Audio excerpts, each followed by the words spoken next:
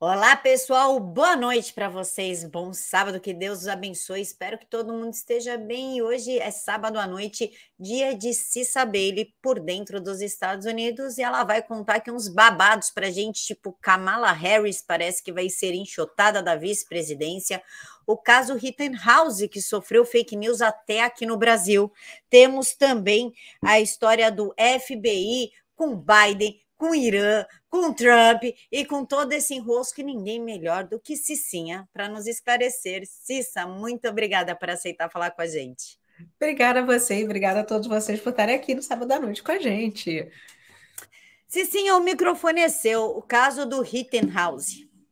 Ai, gente, eu tô assim dando pulos de alegria. Aliás, estava até tomando uma champanhota aqui para celebrar, porque esse menino merece. Foi um caso óbvio de autodefesa. E o que estava por trás desse caso, que é o que eu tenho falado desde o começo, não é só a liberdade dele, é o nosso direito à autodefesa e é o nosso direito à segunda emenda da Constituição, que é o direito de ter e portar armas. Porque os founding fathers, né, os fundadores dos Estados Unidos, eles sempre falaram que é um direito inalienável, é o único direito da Constituição que eles não podem mudar, mas a gente sabe que os demoniocratas estão tentando implementar essa agenda que tira as armas do povo americano, mas não é uma coisa tão fácil. E esse caso era isso que estava mais ou menos em jogo, porque a hora que eles tiram seu direito à autodefesa, você está vendo que a coisa muda de figura, porque até na Constituição, o direito da gente de ter armas é para nos protegermos contra a tirania do governo e também protegermos a nossa vida e a nossa propriedade. Então, se a gente não pode proteger isso, fica meio complicado. E a promotoria, eu até já acho que falei aqui na semana passada, né, que a promotoria, o promotor é primo do prefeito, que incitou toda aquela violência, que também é primo do detetive que investigou todo o problema do Kyle Rittenhouse. E o pior dessa semana, Camila, foi que assim, o Kyle Rittenhouse, os vídeos que mostraram dele, o menino, ele realmente fez curso de arma e tudo, porque a arma dele estava sempre apontada para baixo, ele não estava com a mão no gatilho, tudo bonitinho. Aí, o que que faz o promotor na corte? Pega uma arma e aponta para os jurados com o dedo no gatilho. Assim, ele burlou todas as normas de segurança. E isso já começou com essa coisa meio preocupante. O juiz esculachou ele algumas vezes, já na semana passada que a gente falou disso, essa semana também continua esculachando ele. O júri, graças a Deus, se reuniu, teve um probleminha que estava todo mundo preocupado, porque teve o que a gente chama aqui de stalling, quando o júri fica meio congelado, porque eles não conseguem tomar uma decisão.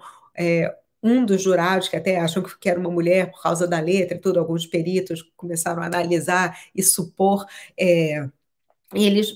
Ela começou a pedir algumas informações e estava todo mundo achando, bom, parece que eles estão divididos, mas graças a Deus ele foi inocentado de todas as acusações. Eram quatro acusações, se eu não me engano, e ele foi inocentado de todas.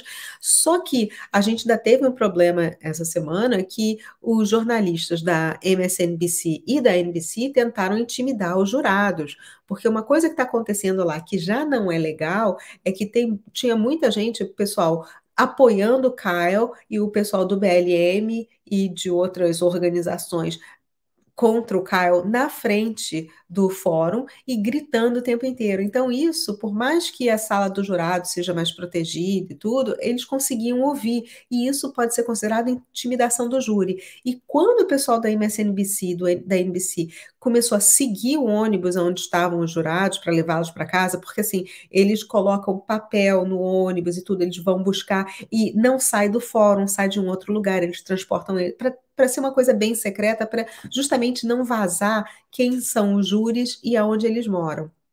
E aí a polícia pegou, porque o ônibus estava indo, passou o sinal que estava ficando vermelho, aí o carro atrás passou o sinal vermelho, a polícia pegou e descobriu que eram pessoas, produtores da MSNBC e da NBC. Aí o juiz falou, olha, eles não entram mais nem no prédio, as pessoas dessas duas redes de televisão, não podem mais entrar aqui, e eu me arrependi até de ter deixado televisionar.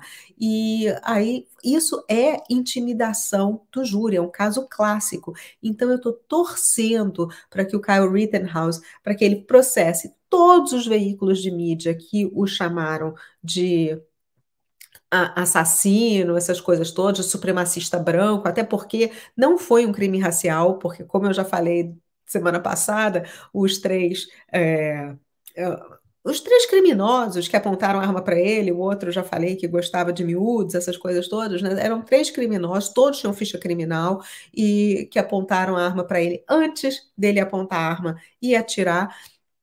Então eram todos criminosos e esses e assim o o Caio, coitado, estava coberto de razão de pedir agora, está coberto de razão em pedir agora uma indenização por ter sido xingado, execrado, por ter tido a reputação dele assassinada. E então, além dele pedir essa indenização para essas pessoas, ele também tem que pedir para o Joe Biden, porque o Joe Biden usou durante a campanha dele um anúncio chamando o Kyle Rittenhouse de supremacista branco. E essa semana, antes do veredito sair, aquele menino Nick Sandman, que é aquele que eu falei do índio lá, que o índio ficou olhando para a cara dele, que ele processou a CNN, a MSNBC e algumas outras redes, ele ganhou 250 milhões de dólares. Eu espero que o Kyle Rittenhouse ganhe muito mais do que ele, porque o assassinato de reputação contra ele durou muito mais tempo e foi muito maior.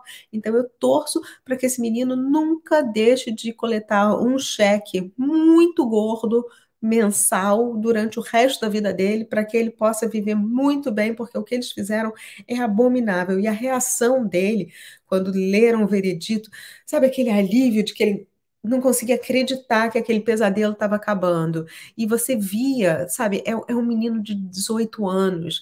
Quando isso aconteceu, ele estava com 17.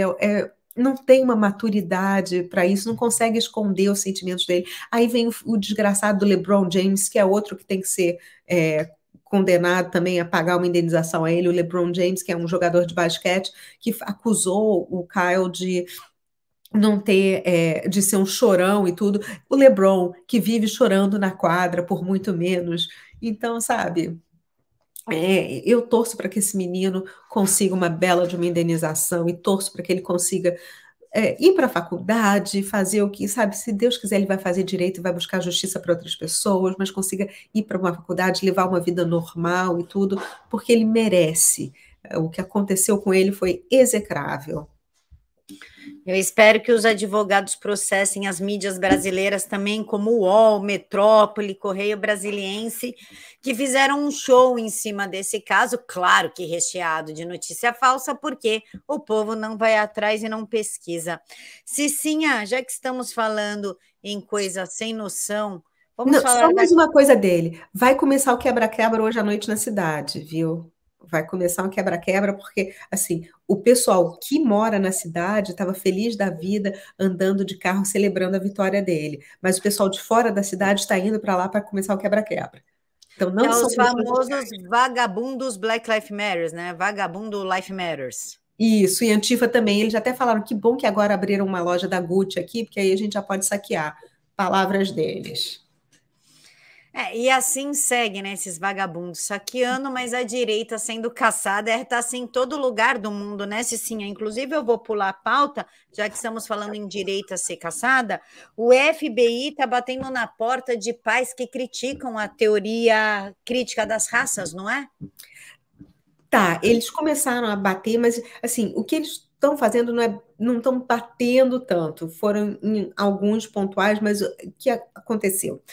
O Merrick Garland, que é o nosso advogado geral da União, resolveu se juntar com a federação, o sindicato dos professores para classificar todos os pais que vão contra o ensino da teoria crítica da raça, que é um absurdo, que já falei, que é praticamente ensinar que se você é branco, você não vale nada, e se você é negro, você não é capaz.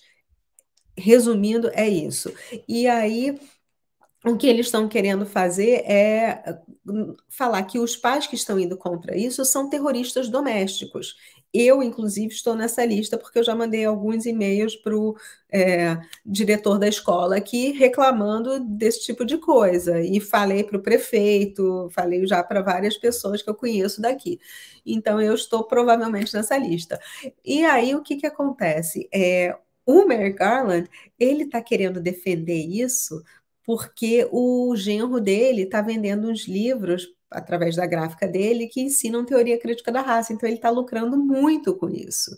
E esse é um dos motivos pelo qual o Merrick Garland se uniu ao Sindicato dos Professores, que o Sindicato dos Professores aqui não é bonzinho não, tá, gente? O Sindicato dos Professores aqui querem colocar as crianças com focinheira, querem exigir que as crianças tomem esse negócio. Agora, os professores não querem usar focinheira, os professores não querem tomar esse negócio, mas querem que os filhos da gente tomem e sejam obrigados, sendo que, estatisticamente, o risco é baixíssimo de acontecer alguma coisa com os miúdos, né? Então, é meio que por aí esse problema da teoria crítica da raça, e isso não vai parar tão cedo. Cicinha, mais um fato bizarro foi a Kamala Harris ter parado como vice-presidente. Agora parece que querem enxotar ela, né? Desde o início, ela parece que teve problema com a equipe, é uma pessoa intragável, que até agora não foi na fronteira. Enfim, quem é Kamala Harris na fila do pão? Por que que querem enxotar ela? Ai, Camila, não ofende cavala. Você falar que uma pessoa com aquela risada tão deliciosa é uma pessoa insuportável, não pode, eu não vou admitir isso, não. Então, aquele gente, aquela mulher que a gente chama aqui de cackle, porque não é uma laughter, não é uma risada, é um cackle, que parece uma coisa de um animal. Então, ninguém suporta a risada de cavala, mas muito mais que isso, ninguém suporta o temperamento de cavala. Só que sexta-feira, ontem, né? Kavala foi presidente durante algumas horas, porque Bidê foi fazer uma colonoscopia, e enquanto ele está anestesiado, ela estava presidente, porque é a regra aqui dos Estados Unidos. Então já podemos dizer que tivemos uma presidente Kavala, mesmo que por algumas horas. E assim, o grande problema é que a gente não sabe, assim, começou um papo porque uma pessoa ligou para um repórter da Fox News falando, olha, começa a se familiarizar com o fato, com uma substituição de vice-presidente. Ele falou, por quê? Ele falou, olha, é só isso que eu posso falar, porque era um funcionário da Casa Branca que fez essa ligação. E aí ele tá bom. E porque tem uns rumores muito grandes que a gente não sabe o que que vai acontecer. Porque Kavala e Bidê estão brigando, estão batendo de frente. Ela não está sendo bem utilizada, só que ela podia estar resolvendo o problema da fronteira. Não quis resolver. Então, não é que ela não esteja sendo bem utilizada, é que ela realmente é incompetente. E Kavala ela e o Bidê batendo de frente, está ficando cada vez mais óbvio, porque há algumas semanas a mulher do Bidê, ela foi se encontrar com a Nancy Pelosi, com a pelanca, né, a Jill Biden, e a Jill falou: Olha, Nancy, como é que a gente pode fazer para substituir o vice-presidente? A gente tem como fazer isso? E, assim, o país está meio que destruído.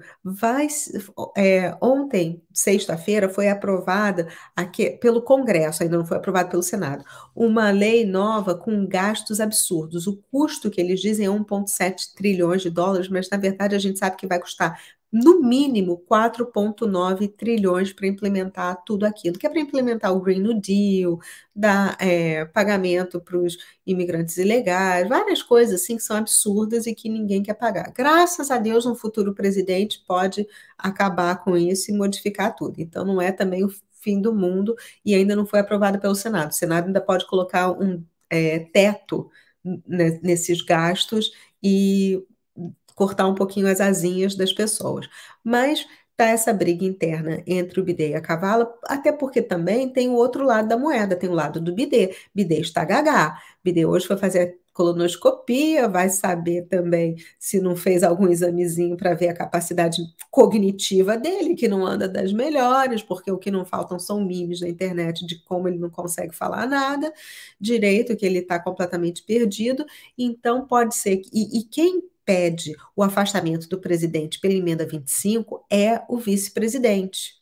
Então, pode ser também que a Kavala já esteja pensando: olha, ele não está muito bem, a gente vai tirá-lo, e aí vamos precisar colocar um novo vice-presidente no lugar. E isso é pela Constituição daqui, precisa colocar um vice-presidente, não é o presidente da Câmara que assume. Não, a gente precisa de um.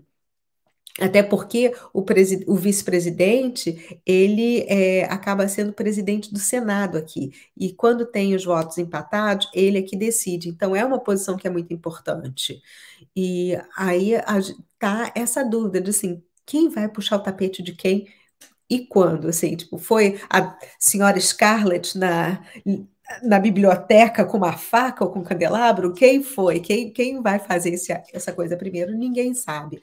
Mas tá um suspense enorme em relação a isso, até porque, assim, o mais provável é até que... Porque a popularidade da Kavala consegue ser mais baixa do que a do Biden.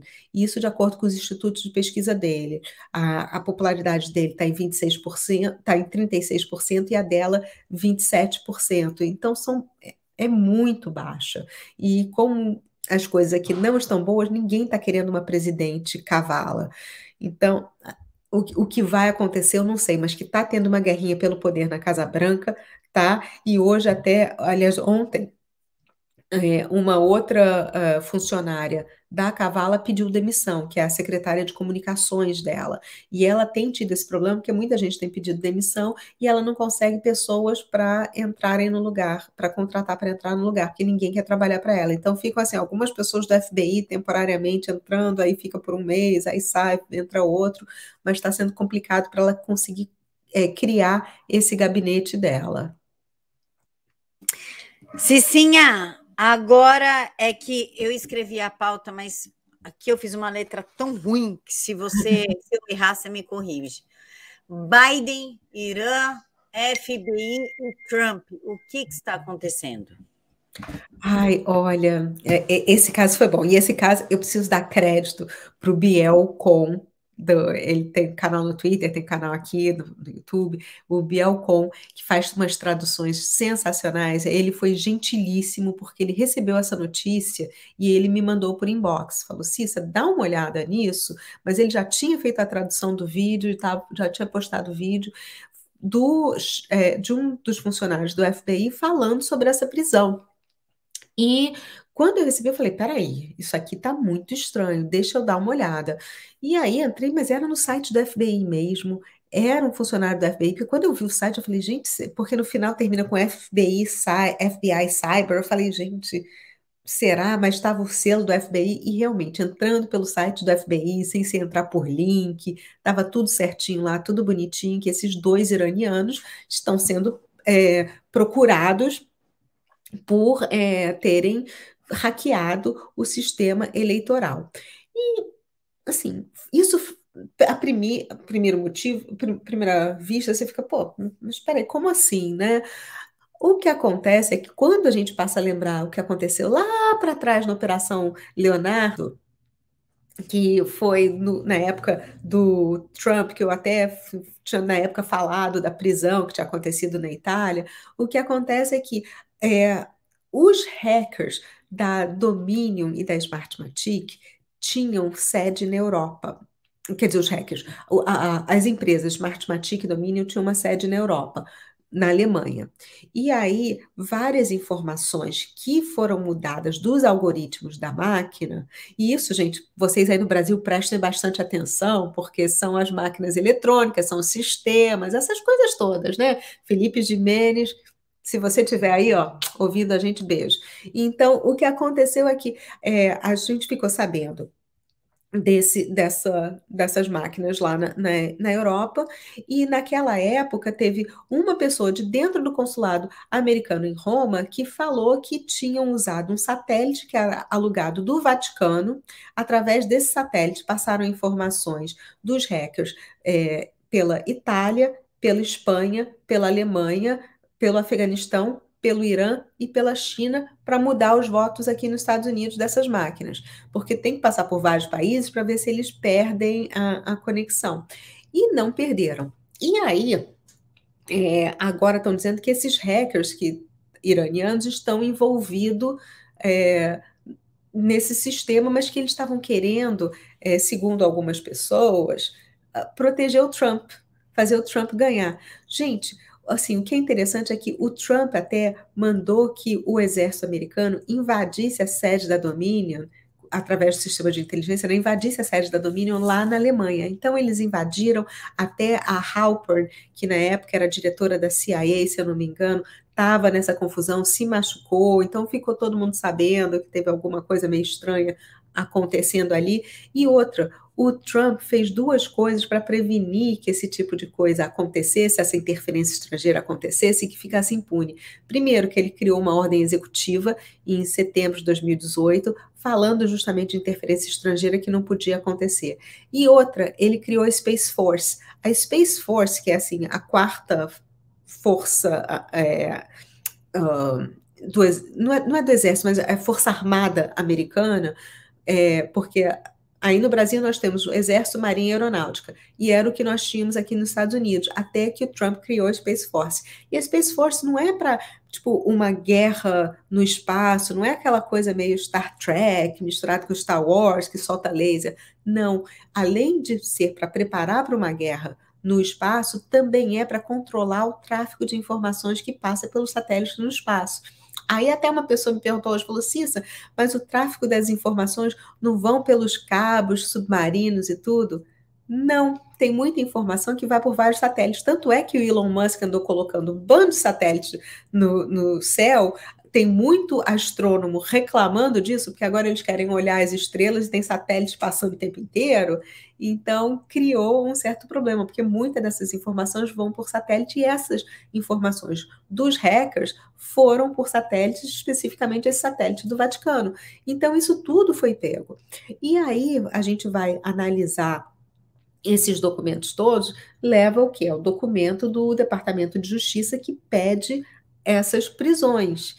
E quando a gente vai analisar, o que, que eles falam? Não, isso aí foi assinado pela equipe do Merrick Garland, que é o advogado-geral, que é o braço direito do Biden, que é o tal da teoria crítica da raça, que o genro está ganhando uma grana, então a gente já vê que tipo de pessoa é.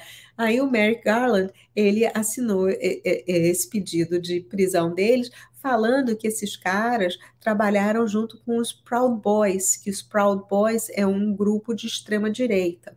Só que esse grupo de extrema-direita que eles falaram foi um grupo que em Washington, naquela época do 6 de janeiro, um pouco antes do 6 de janeiro, eles foram para lá, bateram de frente com o pessoal da Antifa, e aí falaram com o Trump, olha, que você apoia isso? Ele, lógico que não. Ele falou especificamente, I disavow. Quando você fala I disavow, tipo assim, você está se excluindo completamente qualquer associação com aquela pessoa ou com aquela organização. E foi o que o Trump fez. Então, ele nunca teve nada com essa organização, nunca apoiou, não conhece, nunca recebeu os líderes, absolutamente nada. Completamente diferente do que acontece com o pessoal da esquerda e do BLM. Os democratas recebem o pessoal do Antifa e do BLM na Casa Branca e está tudo bem. O Trump nunca recebeu nenhum deles. E até esses caras criaram umas confusõezinhas lá, tanto é que o chefe dos Proud Boys não pôde nem estar em Washington, D.C. no dia 6 de janeiro, que foi aquele dia que deu aquela confusão toda. Então, não existe associação nenhuma com eles, muito pelo contrário. O fato desses caras serem iranianos, a gente lembra agora que o Trump, ele e o pessoal do Irã batiam de frente o tempo inteiro. Por quê? Porque o Obama deixou eles fazerem o que eles queriam. Eles começaram a enriquecer urânio para criar bomba nuclear e o Obama, ai, não faz isso não. Ai, que feio, vocês estão fazendo isso, não pode. Enquanto isso, eles estavam enriquecendo urânio, enriquecendo urânio, enriquecendo. Aí chegou o Trump, sabe, desculpa o meu francês, mas pardon my French aqui. Mas o Trump pegou lá, botou o pau na mesa e falou: vocês não vão mais enriquecer esse troço de jeito nenhum, chega. Tem um presidente novo aqui, e aí eles ficaram uma fera, porque o Trump criou sanções econômicas e tudo. Então, dizer que sim, o Trump tinha alguma coisa a ver com os iranianos, porque, gente, vamos combinar que esses iranianos são que nem os chineses, tem muitos deles que não se separam do partido. Entendeu? Eles saem daqui, vão trabalhar. Eu sei que tem muita gente falando, mas são iranianos, não são o governo iraniano. Sim, não são, mas vai ver para quem eles trabalham, quem eles estavam financiando, sabe? Follow the money, sigam o dinheiro, que vocês sempre vão chegar aonde tem que chegar. Então, existe essa ligação deles com o Irã. Então, estavam querendo fazer isso. Mas o que que aconteceu, Camila? Por que que o Merrick Garland, que é o advogado-geral e o pessoal do Departamento de Justiça, soltou isso justamente essa semana?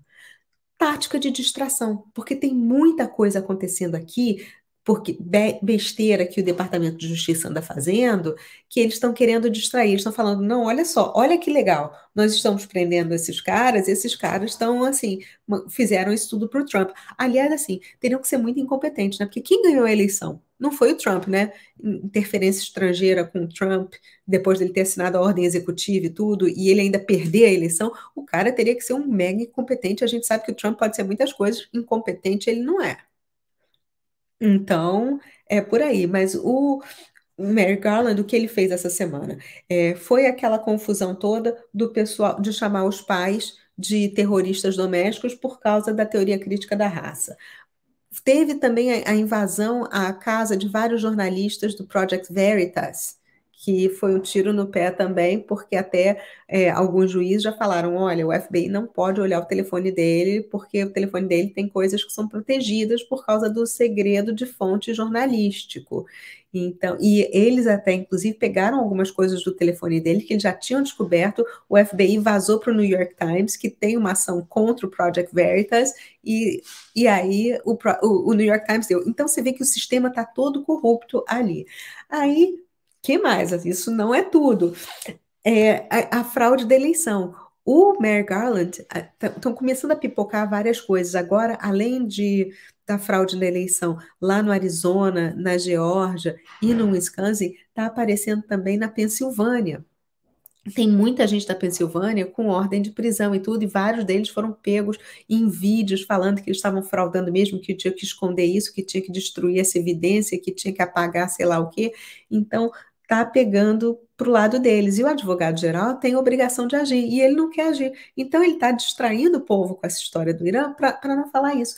E mais, ainda tem o Steve Bannon, que o Steve Bannon era assim, trabalhou na administração Trump, ele era muito próximo ao Trump e o Congresso o convocou para ele depor em relação ao que aconteceu no dia 6 de janeiro, né, que eles chamam de motim, mas que não foi nada, que foi a guarda do Capitólio mandando as pessoas entrarem junto com o pessoal do FBI, e está aparecendo a verdade, que realmente quem mandou fazer aquele motim todo foi a Nancy Pelosi, e aí estão chamando o Steve Bannon para depor, mas chamaram ele e outras 3 pessoas. Todos eles se recusaram a depor no Congresso, falaram: não, a gente não vai, mas só o Steve Bannon é que foi preso. E aí, o que que aconteceu? Ele ter sido preso abriu uma brecha agora, porque ele foi na quinta-feira para fazer, em frente ao juiz, para dizer se ele se considerava culpado ou inocente. Ele falou: não, eu sou inocente. E agora isso abre uma brecha para o processo contra ele começar. E ele, como réu, tem direito a exigir certos documentos, porque, pelo direito à ampla defesa, ele tem como conseguir alguns documentos do Congresso e tudo para mostrar que ele é inocente, que é o que a gente chama aqui de discovery phase, que é a fase da descoberta. Então ele pode pedir certos documentos e eles estão desesperados, porque o Bannon de burro não tem nada. É um cara até que foi militar durante um tempo, trabalhou no setor privado durante anos, é um cara muito inteligente. Então eles estão querendo usar isso para distrair de todas essas cagadas que o Merrick Garland anda fazendo.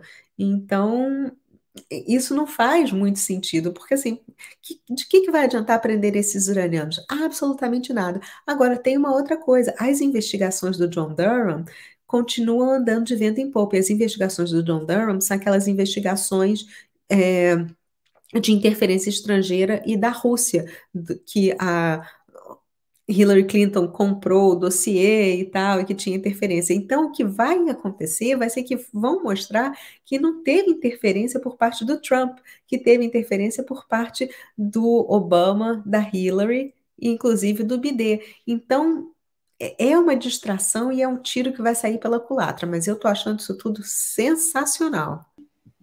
Cissa, meu amor, vamos lá. O FBI. O FBI está do lado do Trump, está do lado do Biden, está meio a meio. O que, que a gente pode esperar? Porque eles não deram lá muita atenção para o notebook do Hunter, né? Do Hunter Biden. E o diário da menina Biden também pouco se fala. Mas estão aí fazendo uma bela cobertura desse caso. Como é que fica? Pois é engraçado, né? Porque, na verdade, o FBI não tinha que estar do lado de ninguém. O FBI tinha que ser imparcial. E não é o que está acontecendo. Por quê? Porque eu já falei da Hillary Clinton, John Kerry e tudo, eles aparelharam o FBI na época que os dois foram secretários de Estado do Obama.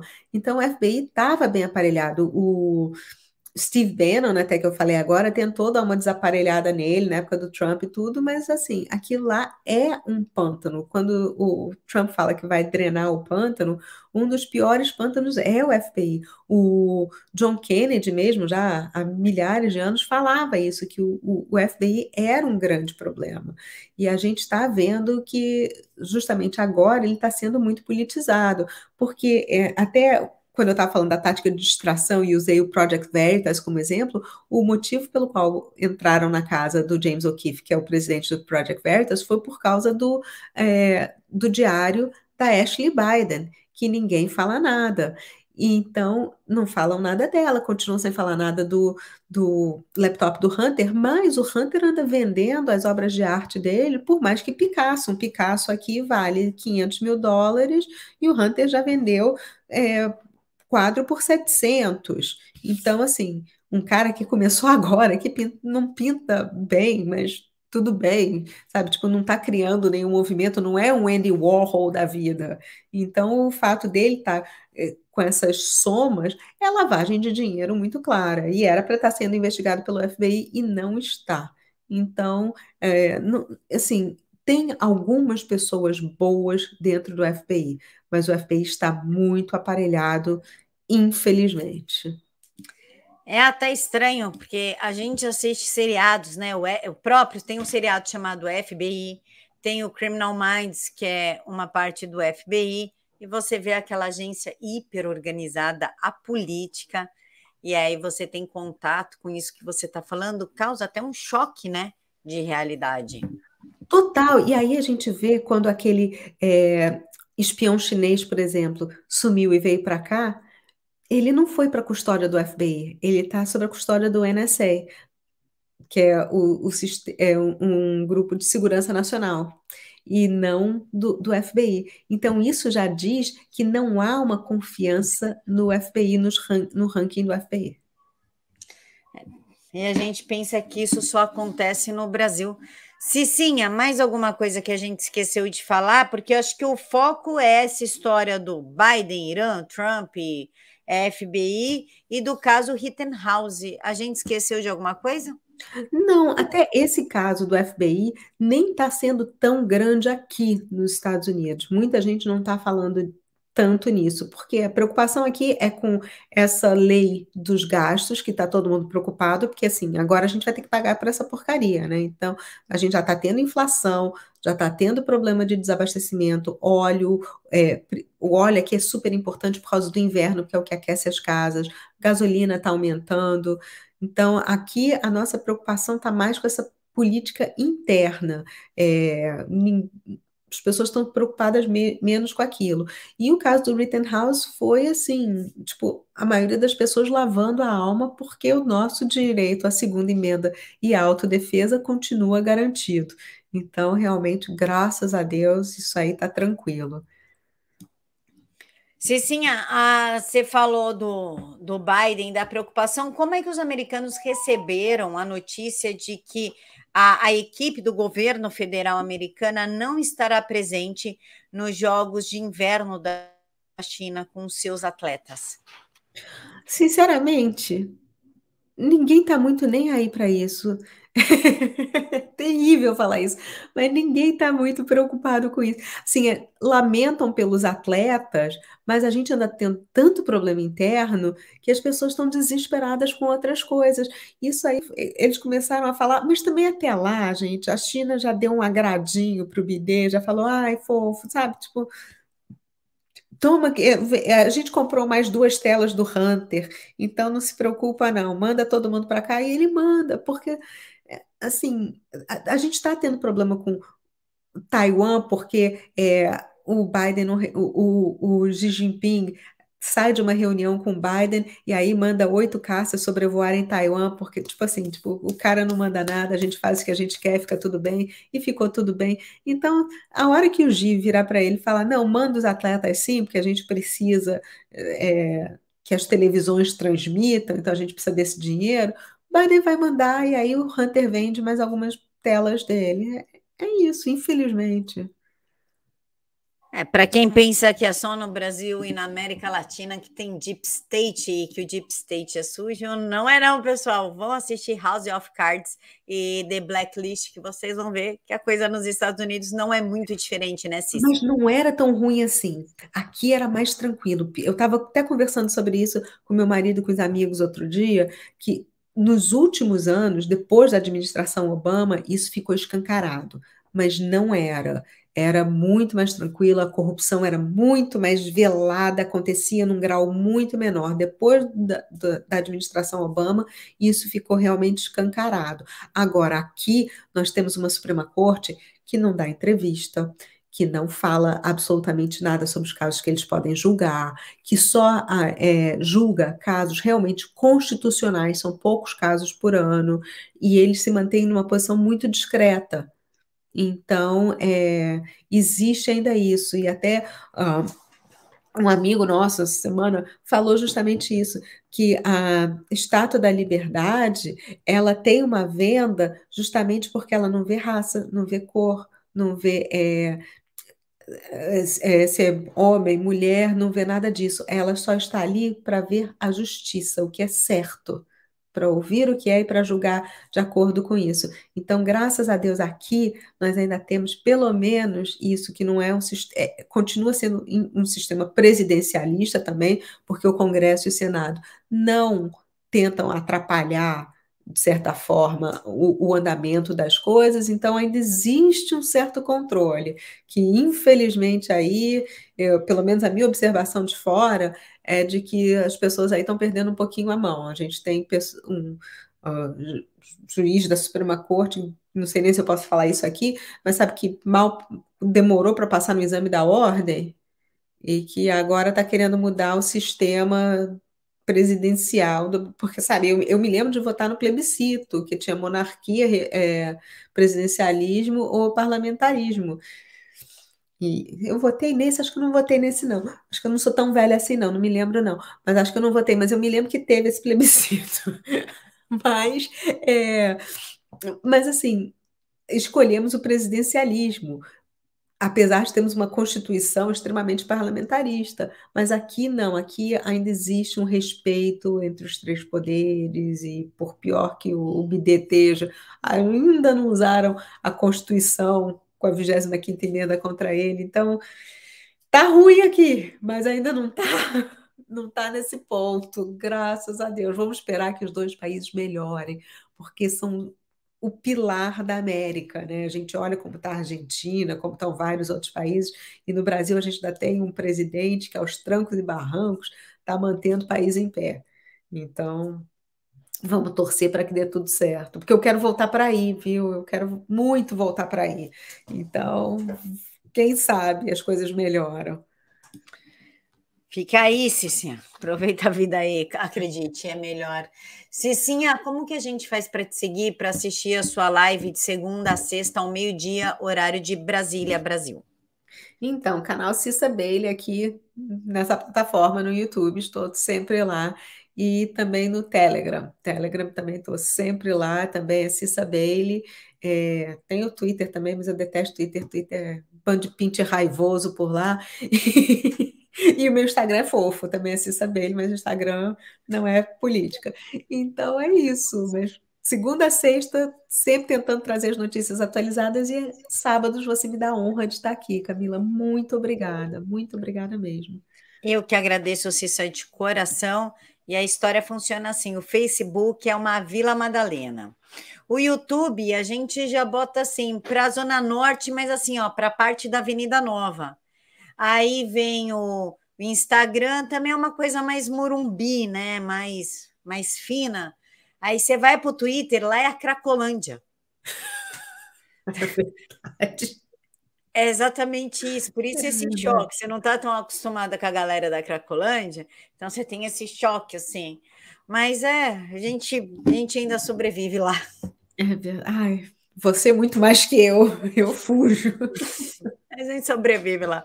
Sim, eu vou deixar um mega beijo no seu coração. Agradeço você, amo você e quero agradecer ao pessoal que nos acompanhou até aqui e pedir para vocês ativarem o sininho, que amanhã de manhã tem Ivan Kleber contando sobre a Europa, a Ásia e tudo mais que vocês querem saber.